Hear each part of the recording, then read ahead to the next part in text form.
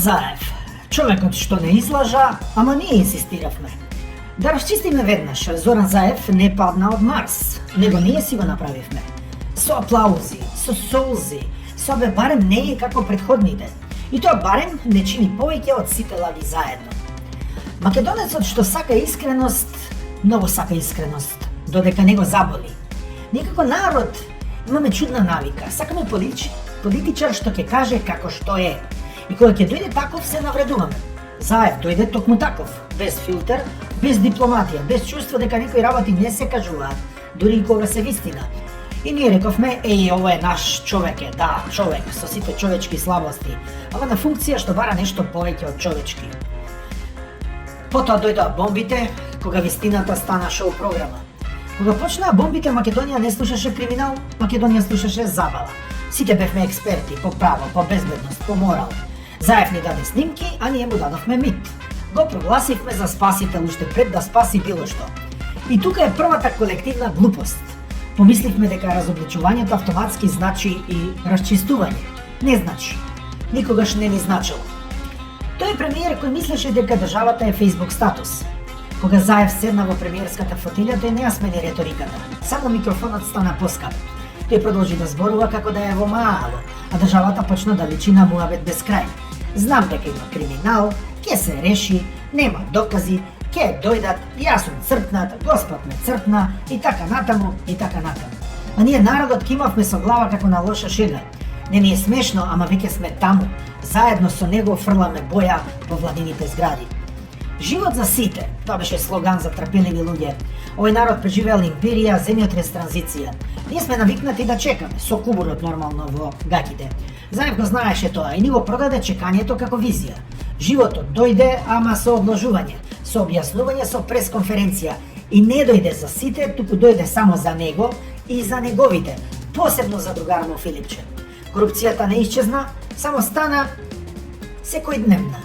Партизацијата не престана, само смени боја, сега плавите наместо црвените. А ние повторно рековме, абе тешко е, системот е таков. Да, ама заборавивме дека системот сме ние. Пресмор беше моментот кога сите изгубија, ама се правеа дека победиле. Еве ја вистината што не сакаме да ја слушнеме. Името не го смени само Заев, ние му дозволевме.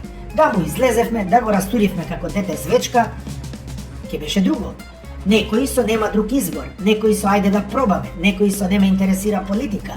И сите заедно ја плативме цената. Посебно оние што ги уапси по негова наредба, неговите судии и ги стави во затвор од 27. Некои сега излегоа, а некои ќе излезат подоцна, а некои никогаш нема да излезат. Заев доби аплауз надвор, ние добивме ветување што уште патува. Ветување, лудом радување. Значи така велат црвите во познатиот српски свет, кој што тој сега го спомнува. И пак не излеговме на улица затоа што не болеше доволно. Не болеше, ама не доволно за да станеме од кауч. И го смени името. Бизнисмен е он, ама случајно. Кога ќе се споменеш имат пари, фамилија, Заев секогаш имаше одговор што почнуваше со јас немам врска со тоа, јас тоа го видов на телевизија. Може би и немал, но народ што веќе не верува, не прави разлика меѓу немам врска и не ми се верува, нели? А најиронично, ние не баравме светец, баравме само некој да не прави будала, а Заев не направи сите будали и тоа онака здраво. Оставката му беше македонски хепиенд. Во нормална држава, оставка е почеток на одговорност. Даваш оставка, а од утре си веќе плен на обвинение. Значи, обвинението оди по тебе. Кај нас тоа е крај на приказната. Даваш оставка и после си богат човек.